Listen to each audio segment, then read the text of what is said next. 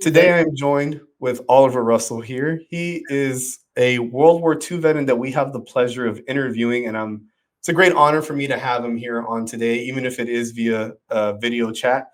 But it's so good to have you here, be able to talk to you, sir, and be able to know your story from your perspective, especially at such a amazing historical moment in time within American history. It's amazing that you're able to still share with us your experience. So, without further ado, please go ahead and introduce yourself and just kind of let everybody know who you are.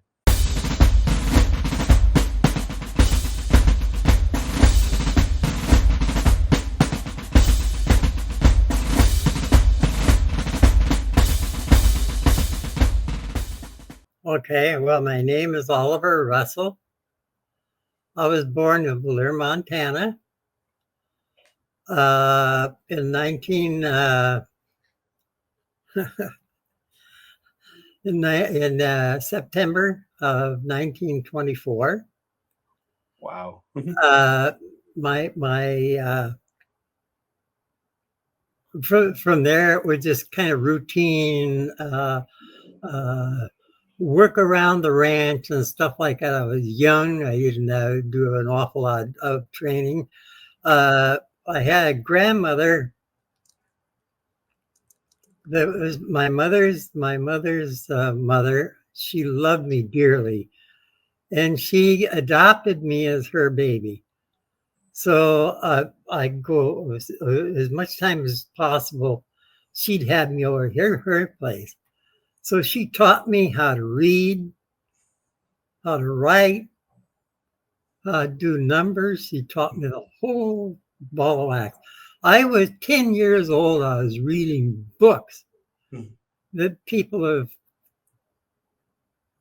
grown up people were reading, and I was enjoying it so much, So, but it came time for me to go to school. I went to school, and I was there for about a month and a half. I can't remember now. It was a couple of years ago, Mm-hmm. And my grandmother, when they would get up in the morning, the routine was my grandfather would go and milk the cows, stuff like that. My grandma would get ready in the kitchen, have breakfast ready. So she had to start the fire. And so she stirred the fire all up, the ashes of the fire and everything, to make sure it isn't live, And she's doing all this in a hurry. And she stokes everything in there, the paper, the wood and stuff like that to start the flame to going. And she had a little can there with kerosene in it, and she would squirt kerosene in there so it would start easy. Well, there was coals that she didn't see were down below, and those things ignited. And it scared the hell out of her, and she jerked back. And when she jerked back, she threw that damn oil all over her, and it cooked her lungs. She died. Oh, right. My goodness. I'm so sorry to hear that. Yeah. She died, and my grandfather was heartbroken. I was heartbroken. They had the funeral and everything like that. And Grandpa told everybody after the funeral, they all come back to the house. So he says, everybody get the hell out of here. And our life kind of fell into a routine. Well, I didn't stay much longer. I stayed there another couple of weeks with him. Mm-hmm. And then I went to my home, which was only about a mile and a quarter away. And from there, I guess I went to school. I don't remember going to school at all. I don't remember the rest of the first year of school. I'm sorry. I guess that No, I mean it's a long time ago, right? I guess my question would be, around what time? Because I mean, you joined the military right after high school. Am I correct? Yes, yes. Okay. I went into high school. It was in the junior year of high school, and we quit for the summer Hmm. and went back to school to my senior year. Uh, well, school started late in September, usually late in September. So we only had about a month of school. And the Japanese bombed Pearl Harbor. Well, when they bombed Pearl Harbor, I told my dad, I said, I want to go. I want to go down there. I want to take care of stuff. My dad says, no, you're too damn young. He won't let you go. I was Hmm. 18, I was 17 years old then. But they did have a draft at 18 years old where you got numbers and the government would select you and you'd go into whatever service they wanted. Well, I wanted the Air Force, so I said I'd have to enlist. So the time come when it was close, I guess maybe a month away, a month and a half away from the Hmm. time when the numbers were supposed to come out. And Dad says, okay, I guess there's only alternative is to let you go. So he took me to Great Falls and I went down there and I enlisted in the service and so that I could go to the Air Force. Hmm. And from there on, my career started. So I know you said you had enlisted into the Air Force around that time. But at the time, was it the Air Force or was it the Army? Because from what I understand, the Air Force wasn't established until some years after Pearl Harbor. Is that correct? Yeah, Yeah. yeah. Okay. Well, almost a year after. Yeah, Oh, okay. Gotcha. So, so by that time, Air Force had been established, and you went to go enlist, correct? yeah. Okay, understood. I We think around that time, I would imagine that there would be a lot of young men feeling compelled to do the same thing. Am I correct? thousands, yes. Yeah. In that time in history when you are joining the armed forces, especially after something like that happening, Okay. well, what was that like? Yes, we went and the first day they formed us, Hmm. and there was about 90 of us in the one section, and one man took us out to the parade ground to teach us how to march and stuff like that. Well, I was ahead of them all because I had an uncle that had he was a military spirited person, no? Hmm. So every holiday, every chance he had, he'd get us kids and he'd form us and have us march and stuff like in a parade. Hmm. And we went on like that for a while. I went into the service and this guy has 90 people out there on the parade ground. Well, it's a mess. Nobody knows anyway what to do. It's a mess. So he took us in and stopped, and he says, "Now, I'm sorry." He said, "The permanent party people that are supposed to be here teaching you to do all this stuff hasn't come down yet. They're on their way." He said, "We got to get by until they get here." So he said, "Does anybody here have any military training whatsoever?" Well, I had no military training except what my uncle did with us when I Hmm. was a kid. But I was always conscientious and always learned. Whenever something come up like that, I absorbed it and did the very best I could. So he said, "Okay, anybody that can knows how to march people, take 2 steps forward." So I did, and another guy did. So he gave me about 20 guys, and he says, okay, take them. It's about a quarter of a block down to the intersection. He said, take them down, march down there, and turn them around and bring them back and park back here in front of me.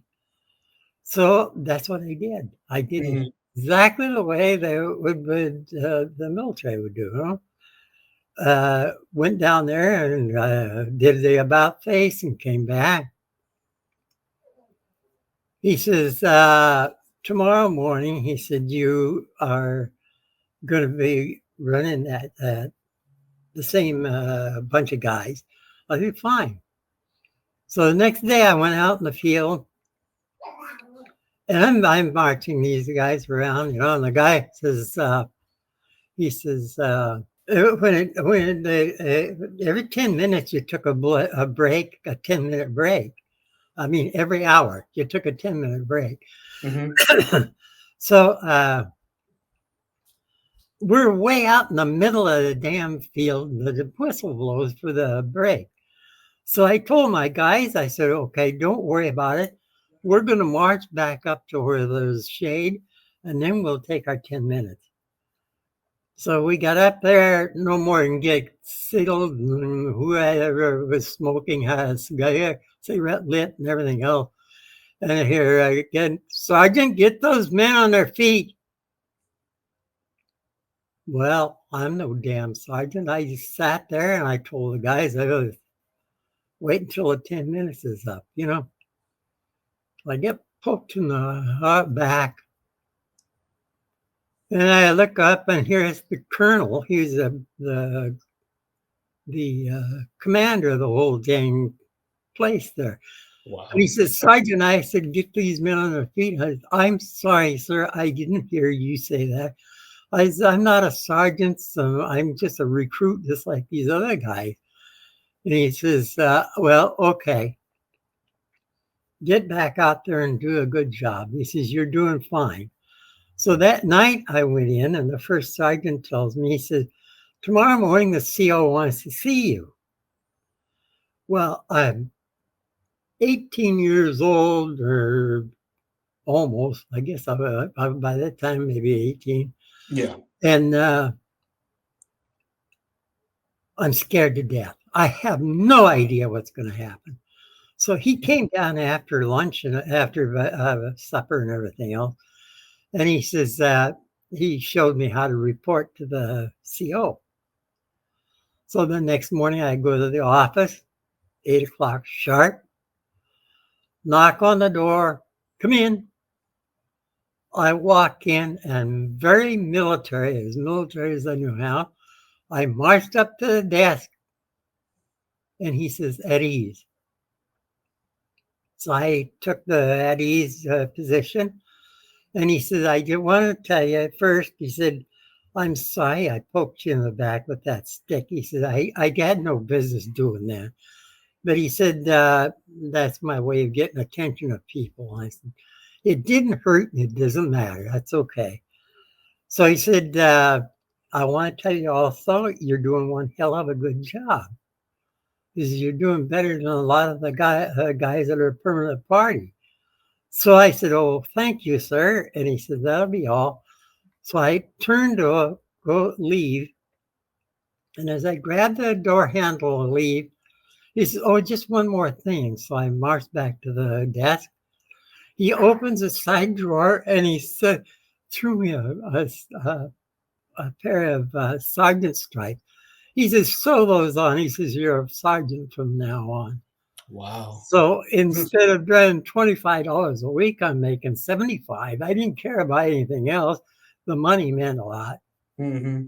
So I was sergeant till we finished the training. That's incredible. So your uncle really helped you out in a long term, but you didn't even realize it until that moment. Yeah. That's incredible. Then they sent me to radio school because I passed the examination that they gave you to see what you were qualified for, and I was qualified for radio business. So I went through Chicago to the radio school, the Stevens Hotel in Chicago. At the time, that was the largest hotel in the world. Fantastic place. We had everything there, all our recreation, our mess hall, our sleeping quarters, a lot of the classrooms and stuff like that were like that. So that's where we bunked. That's incredible. Yeah. So I did wanted to ask. I had spoken to Chris, emailed him. I had emailed Chris back and forth prior to this interview, and he let me know that you were part of the B-24 Liberator crew. Am I Right. correct? Go ahead and can you explain to me how you got into that crew? What was the training like, and what was it like to be a part of that? Well, when we finally went through our radio school and our gunnery school, then we went to Alamogordo, New Mexico to join crews. And we joined a crew there, 10 guys, total of 10 guys. And we were taking what they called, I can't think of the word now, but it's training that they do. So we went through all the training. Fantastic. We did a hell of a good job, you know. And so they said, okay. And that night, we all went to bed. And the first sergeant says, all right, fellas. He said, tomorrow morning, you guys are leaving. He says, you're going to Wichita, Kansas, and you'll be issued an airplane and given orders and saying where you're going to go. Okay. The next morning, they called. They had a bell, and the bell rang, and everybody gets up. I got up, but that's as far as I got. I fell back on the bed. I couldn't move. So one of the guys told the first sergeant, he said, something's wrong with Russell. He said, he can't seem to get up. So the first sergeant comes over and he says, oh my God. He tells all the rest of them, he said, get the hell out of here, quick. Everybody out. If they stuck around, they'd be quarantined and be sent to make sure that they didn't get the mumps and stuff, you know, because I had the mumps bad. Wow. It took me to the hospital. Mhm. And I drive that poor doctor nuts because I wanted to go. I wanted to join those guys back in the crew because I just trained with them, you know. Mm-hmm. So he released me a little bit early, not to leave, but to get up and move around with the rest of the guys and go to the mess hall and stuff like that. And I was doing fine. I came back from mess hall the first day. I came back and all of a sudden I got sick. Man, I got high fever. It was awful. And the doctor come looked at me. He says, "My God!" He put me back in bed, and I had the mumps that had left my throat and had gone to my testicles, and that is very, very painful. That does not sound at all pleasant. I'm very, very sorry. Yeah. But I survived all of that, and I said, well, now I want to go get my crew. Mm-hmm. So I took off by myself. Well, not by myself. The military put me on a train and sent me to Wichita, Kansas. And they get to Kansas, and they said my crew had left a week and a half before, the ones I'd trained with. Mm-hmm. But you're going to be getting a new crew. So, okay. So he said, he introduced me to Lieutenant Smick, who was the pilot. And I met him. He seemed to be an awful nice man. He thought I was okay too. So he said, okay. He said, tomorrow morning, you guys are going to have your plane. So we go out the next morning to our airplane, and it's all silver, unpainted. Wow. Okay. So we get in our airplane Hmm. and we flew the first day. Well, I had no problem whatsoever. All my examinations and everything else, I cleared the first day right away. They the whole crew accepted me just like that, you know. Hmm. So we went back that night, and Brownie, our engineer, his girlfriend had come down from New York City because she knew he was leaving, and he says, I'm gonna marry her." So okay, as luck would have it, I had money in my pocket because I had money left over from the money that I'd made before I went into the service. And so I bought champagne and the whole thing. In Wichita, Kansas, that was impossible because it was a dry state. Mm. But the taxi driver got the stuff for me. They could get anything. He got everything, and I got him a hotel room, and they spent the night there. And the next morning, he had to leave. Well, we said goodbye to her, and we go out and get in our airplane and take off. Hmm. So you have to fly 3 miles out of the coast, and the pilot can open up the orders to find out where you're going. But we were a little worried that we were going to Japan because had shipped a bunch of people to Japan. But when he opened the envelope, he says, "Boys, we're going to Italy." Well, everybody, wow, great. That's what they want. We wanted to go to Europe. We didn't want to go Hmm. to Japan. You know, didn't want to go that way. So we went to down through South America over to Dakar, Africa, Hmm. and into Algiers. When we get into Algiers, we were held up a little bit because they were still working on the base where we were going to land in Italy. So we have a few days there, 3 or 4 days there. We wandered around, you know, looking for things to do. And they had a bunch of Italian prisoners there.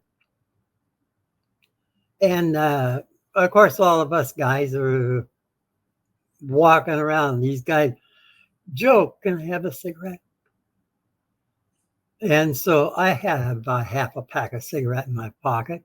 So I pulled a cigarette out and I gave him a whole damn half pack. Hmm.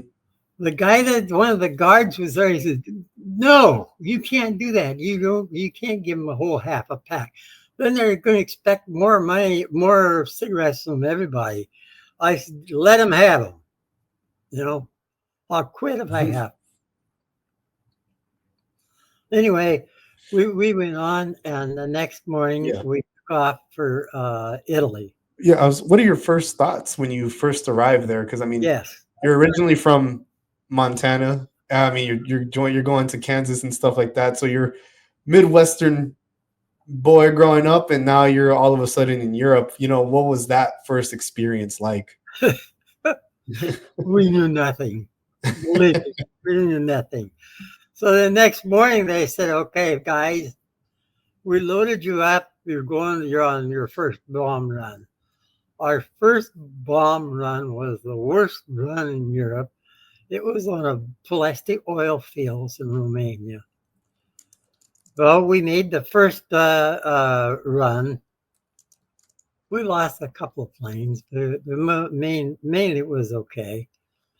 Then they sent a outfit from Italy, from Africa, to fly the same thing. It was I can't remember the colonel's name that was in charge, but he goes over there, and they had the way the Germans had it set up is they had in one valley they had a whole bunch of dummy towers and dummy tanks and stuff for tank for storage and stuff like that, but it was all empty.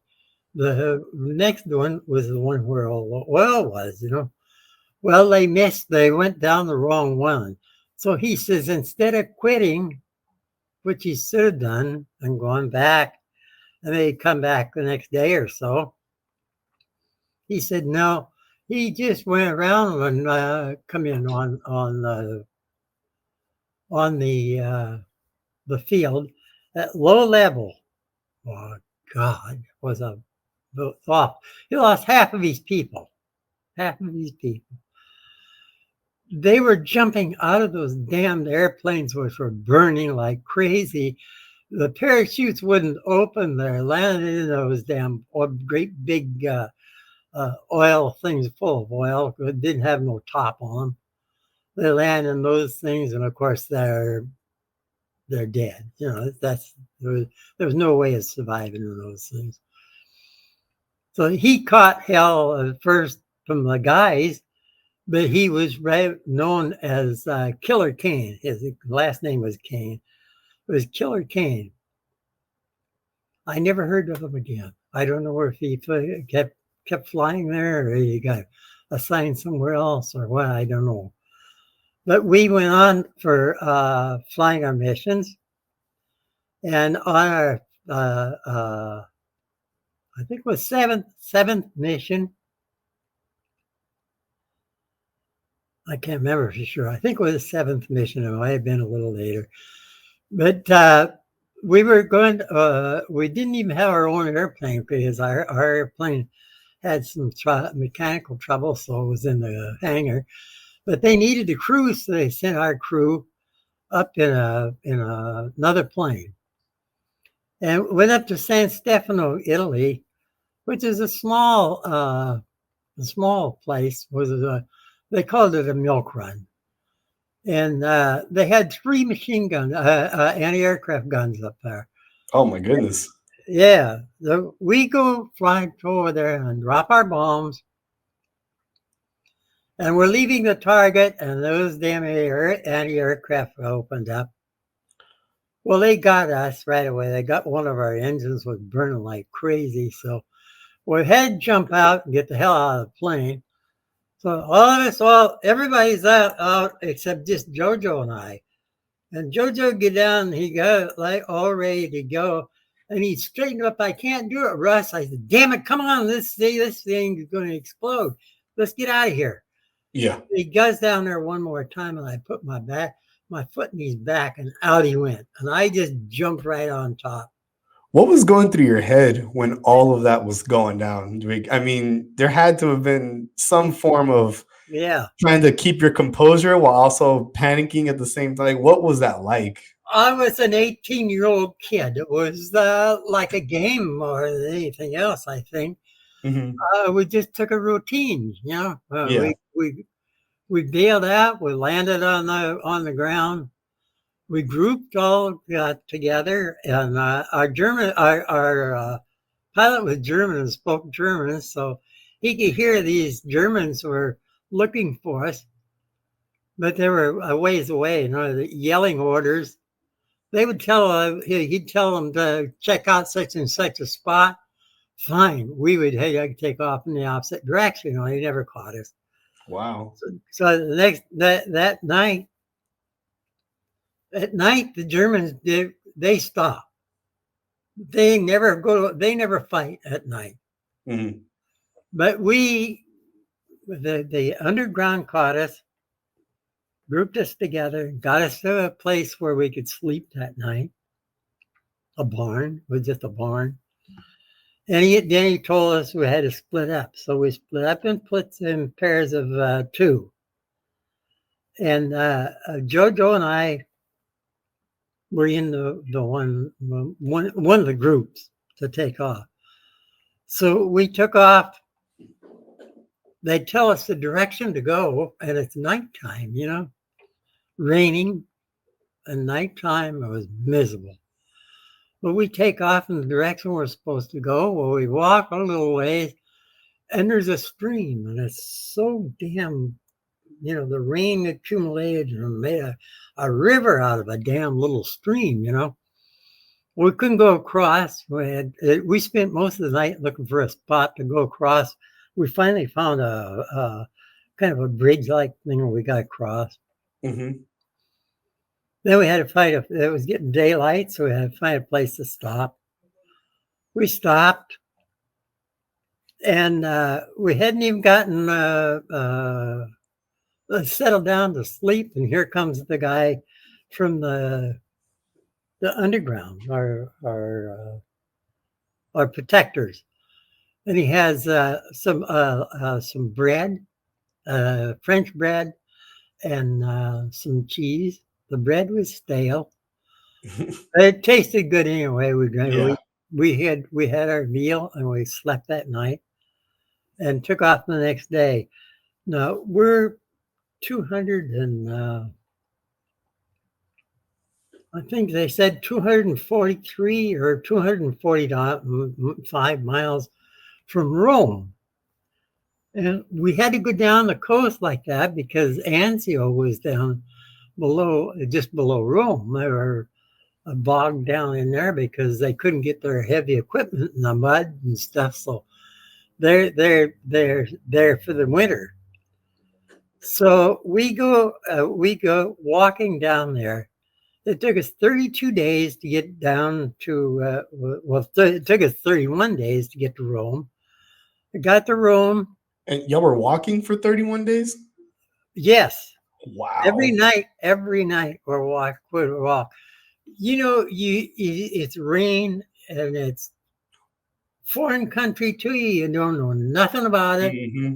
They tell you to go in one direction, and that's what you do.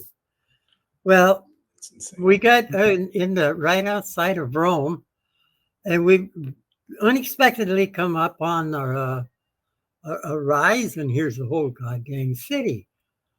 Wow, we can't go through there. You know, that's loaded with German. Mm-hmm. But these two kids, they're about 15, 16 years old. They were sent out from the underground to meet us.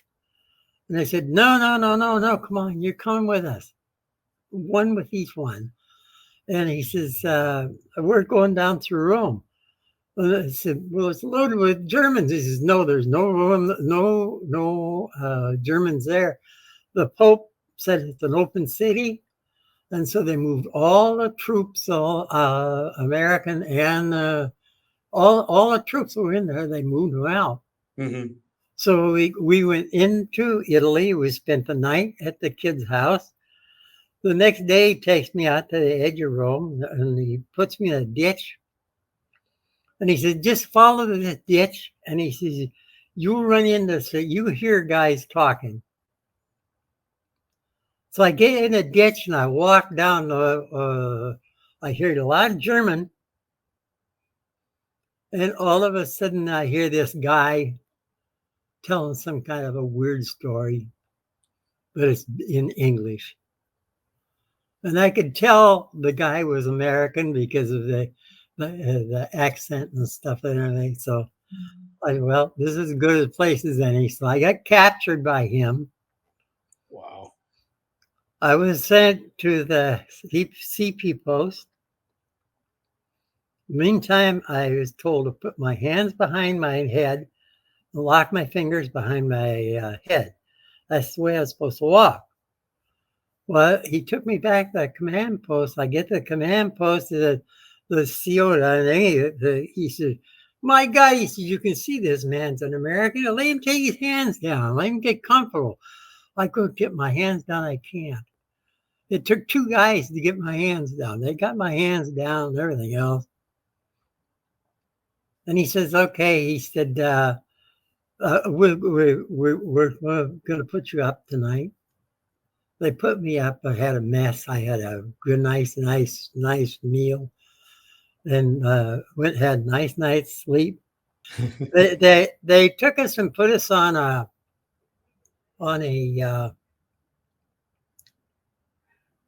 landing craft, Navy landing craft. They had lots of them there that flew supplies in from Naples.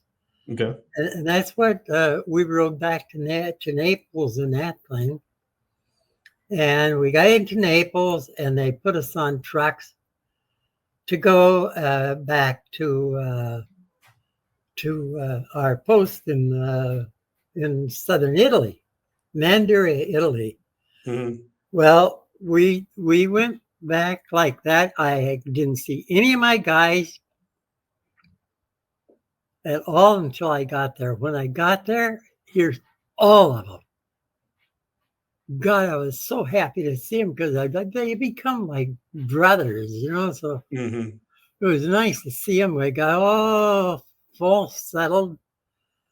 Now, they had said before that if you were 25 days in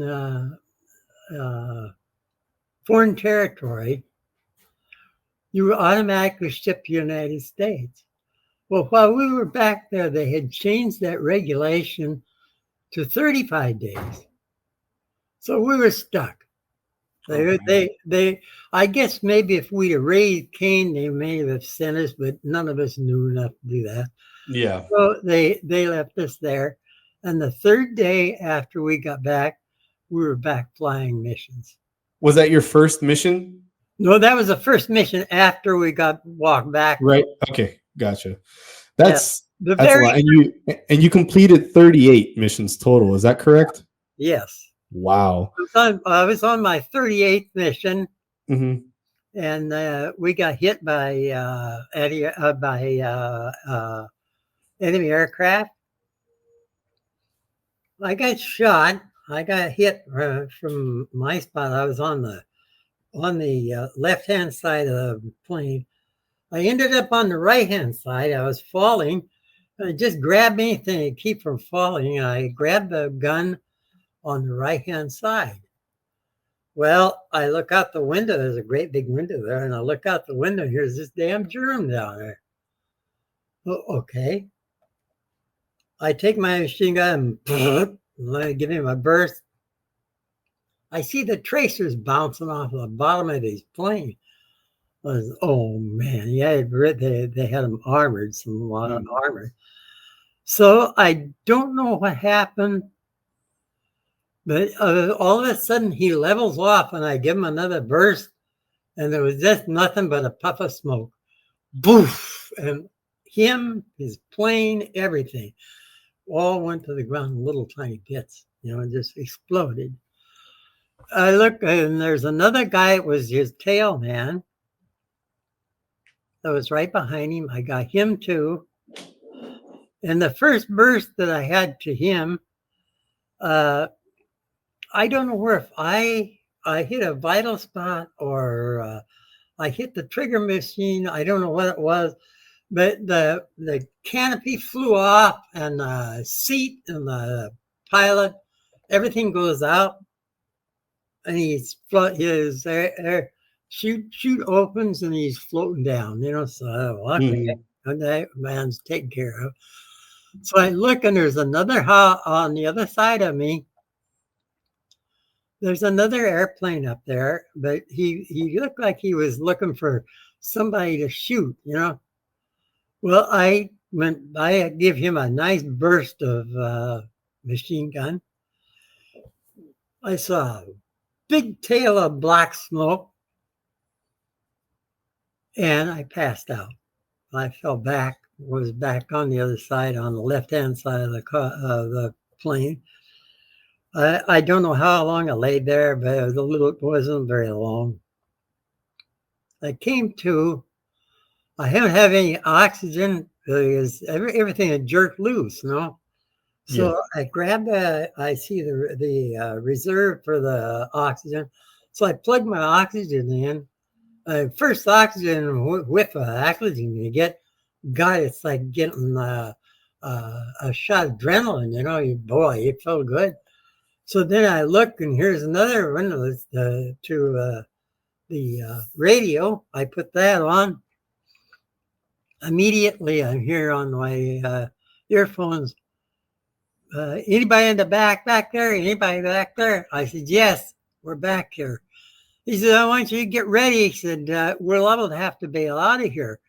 And I said, look, it's impossible. There's two of us are wounded, and one guy is in bad shape. I said, we can't, there's no way we can bail out. Mhm. Just fly us back home. I'll see what I can do, he says. He flew us back. I mean, he worked to fly that plane back because it was all shot up. Yeah. A million holes in it, you know. But when we got back, Brownie was dead. The engineer had been shot at the same time I'd been shot. It killed him, and so they put aside. We landed and got off of the plane. The medic picked Jojo first and put him on a stretcher, and they took him up, and they had to give him a shot to keep him from raising so much cane because he was screaming bloody murder. I guess it must have hurt like hell, you know. We'd given him morphine twice, big doses of morphine, and that quieted him down enough to make the flight. But when he got there, he had to have a shot that cooled him down. So put him on the ambulance. They got me and put me on the ambulance and went zooming off to the hospital. I gotta ask, in those moments, you know, I know that was a long time ago, and I'm sure in those moments, you know, the adrenaline kicks in, right? You know, do you have time to really process what's happening, or were you just acting off of instinct? You know something? I don't know how you can say you're running on instinct. Because you don't know what the situation is. You just take care of whatever comes up. Yep. You know, you take care of whatever comes up. That's why I shot those people. Yeah. That's why I passed out everything and got back, hooked up myself back up. I told him, I said, I need help back here. Because Jojo was still in the ball turret and he was freaking like murder, you know. So they sent the bombardier back. Fonzie was a little Frenchman, but he was a hell of a nice person. You know, he came back and he got Jojo out on the floor. By the time he had him out, I had my parachute open, my backpack open, and I had the bottle of morphine ready. He gave him a big shot of morphine. He said, I know how to do it. I said, don't worry about it. He just jabbed it in his leg and let him have it. So that's exactly what he did. And Jojo quieted down a little bit. We tried to get him comfortable, but then the morphine started to wear off. So we gave him another shot.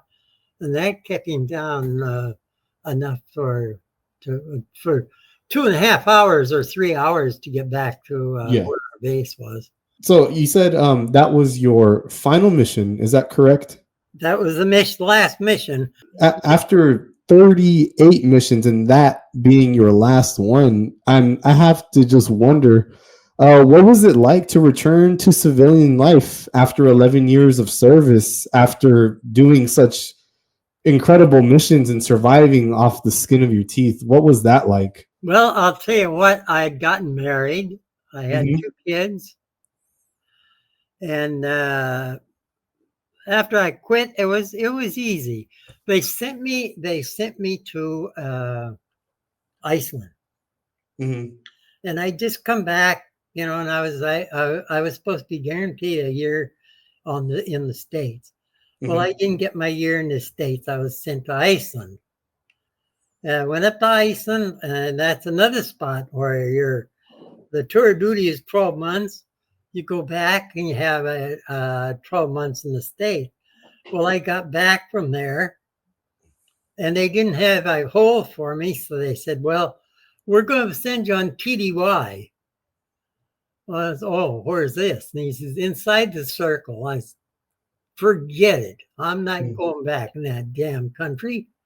Whole long time, you know, miserable. So they said, well, I have no alternative, you know. So I went down to the orderly room, and I told them in there, I said, give me the papers. I want to sign the papers and get the hell out of here and go home. I was on what they called an indefinite enlistment, and I Okay. resigned whenever I wanted. And so they said, okay. So I signed the papers and everything else, and I wait and wait and wait. Nothing happens. Oh, what the hell is going on? So I get down to the room to find out. Well, you're going to have to go to the Pentagon and see the general in charge of AACS, which is the communication service for the Air Force. Understood. So I went back to see him, and he says he gives me a big argument about a stay, and they only got this many years, and you can retire and all that kind of stuff. I said, I don't want any part of it. I said, only one condition. You promote me immediately and guarantee me at least 1 year with my family.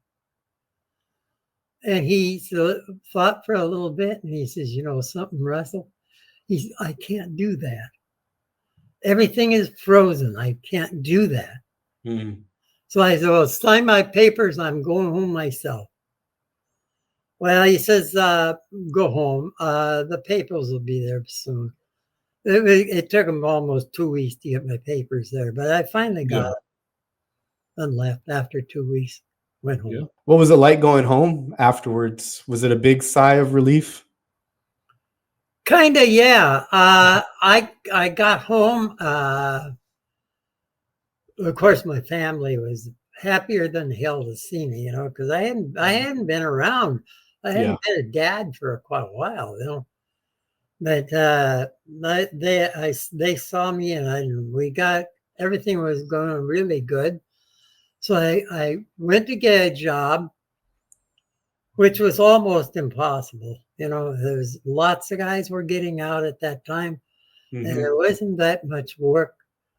But finally, I went. The girl tells me, she says, "Well, I got one job, so I'm going to send you to."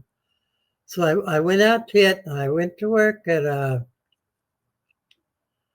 he had all kinds of equipment like air compressors and all kinds of junk and tools and stuff. He lent them out, and my job was to clean up and deliver all this stuff.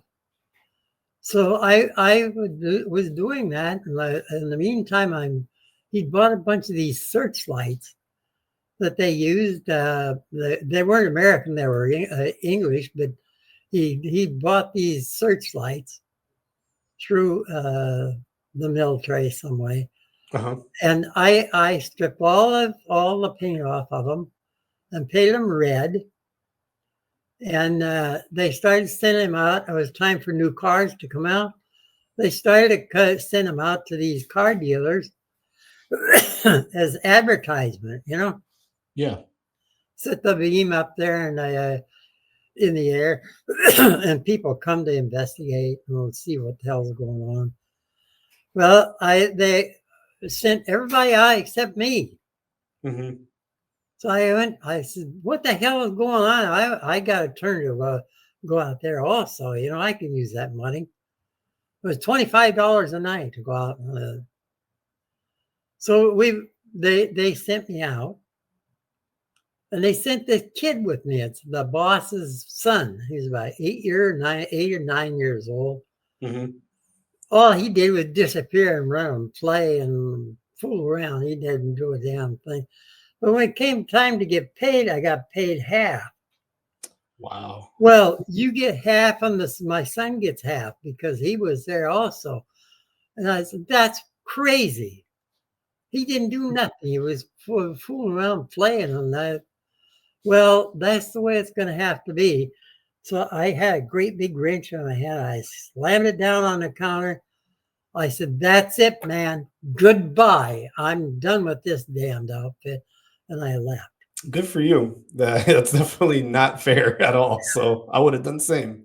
I went trying to find a job. I couldn't find a job.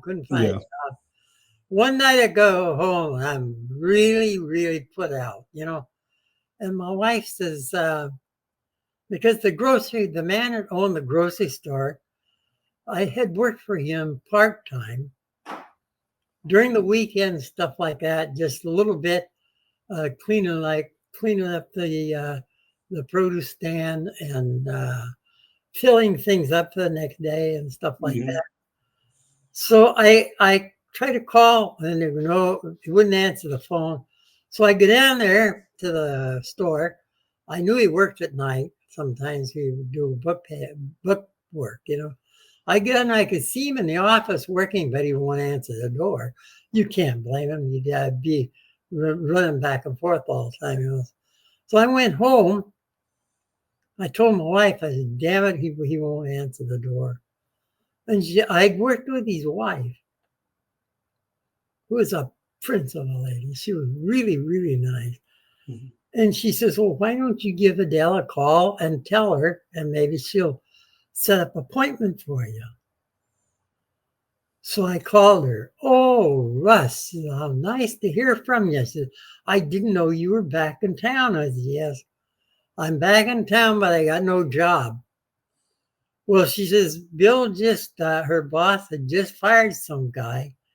And I was to go see him the next day for damn sure, go to the store and see him Mhm. and see what had happened. Well, he put me to work and I worked there for 10 years for him. Yeah. It's a shame that, a lot of veterans, and it's even more hurtful to hear that even veterans from your era are having a hard time finding work after their time in the service. And Yeah. that's still, I mean, it's still a problem to this day. A lot of those skills that, you pick up and you learn and you depend your life on them. Yeah. They just, a lot of civilian sides does not see the value in it. And I mean, that's something that organizations like us and the VA try to transition, but it's still a hard thing. So Yeah. I'm sorry to hear that, but I'm glad you ended up finding somebody to hire you and, give you good work. Yeah. Yeah. It's good to hear. I worked for him. I worked for him for at that spot for 10 years Mhm. as the grocery business. And then somebody bought a bunch of the stores, and one of the stores that he owned was sold in this sale. So the new owner would not hire us; they would hire us back as clerks.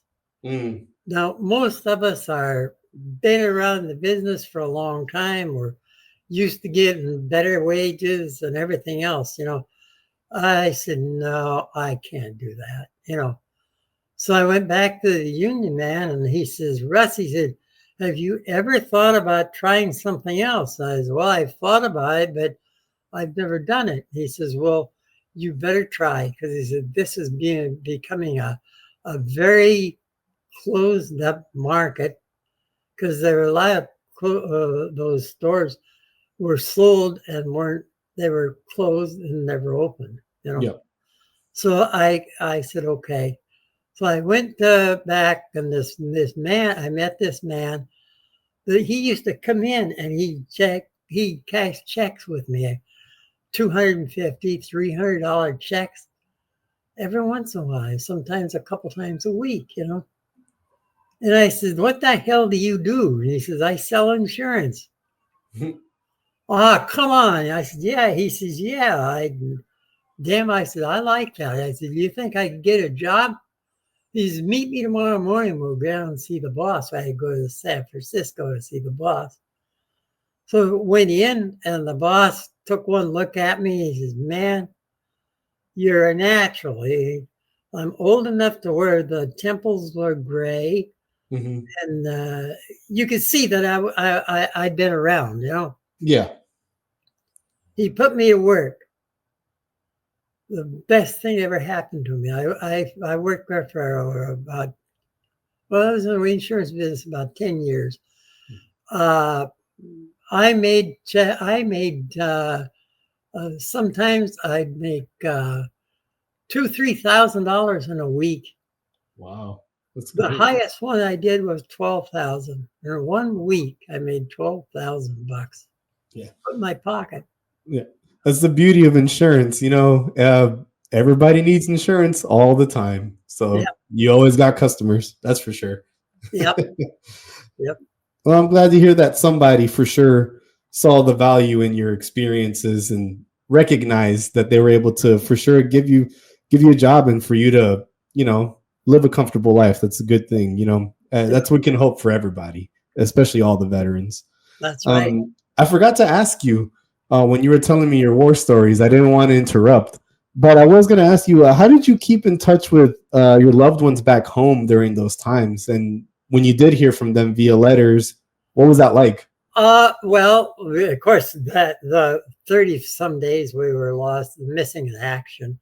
Mm-hmm. And the first thing we did when we got back, they took all this in and sat us down and said, okay, write a letter home and tell them you're okay. So we all wrote letters home and told them we was okay and what had gone on. And that's the way we got back into the mainstream. Because most of us had no idea what we were supposed to do. So yeah. So I mean, do you feel that when you finally got to write letters and you heard back from your family members in those tough moments, obviously, did that sort of give you fuel or enough of a motivation to kind of help you persist on? But yes, Yeah. an awful lot. Yes, I I found would out imagine so. if you had to do stuff, you had to do it yourself. Mm-hmm. And that's exactly what I did when I went to the grocery business. He says, have you ever done this before? And I said, no. I'm not going to lie to you. I have never done it before in my life, but I can learn how to do anything. Mm-hmm. He just laughed. He says, okay. He was an ex-GI himself, but he'd only been in for a little short time during the war. Gotcha. He realized what I was talking about. He gave me a job and he started my life. That's all there was to it.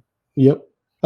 Did you and any of your crew members that you served with, did you guys ever stay in touch afterwards? No, that tore me up. Afterwards, we had a letter. We had a letter. We circulated a letter with pictures and stuff like that. Mm-hmm. Each person had something they would add into it. I put it together and I mailed it out just like everybody else. I never heard a word about from anybody. That's unfortunate. Never heard of any of them after that. Yeah, I know a lot of service members that come through our organizations and veterans. They always say that a lot of them really got, it's nice to be able to stay in touch with people that understand what you had been through as well. Yeah. And we always try to push that message of keeping in touch, keeping that camaraderie for, for your mental health and sort of everybody else, so I could definitely understand that. Yeah. I understand that you were also a Purple Heart recipient. Is that correct? Right. Do you? For the mission that I had the Purple Heart and the Silver Star. Yep. Which the Silver Star at the time was the only medal that was higher at the time was the Congressional Medal of Honor, and nobody wanted it because that was all given to dead people. Do you remember the moment you were injured and earned your Purple Heart? Man, you're talking about a lot of years ago. I can't remember what all went on. No, it's not a problem at all. I was just wondering if you could remember. If not, it's okay.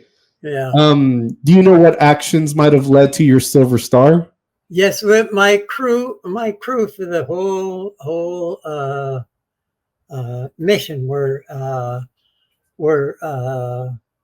awarded the Silver Star, and I was put in for it's another medal that is given for extended service, but I didn't get it. I don't know why.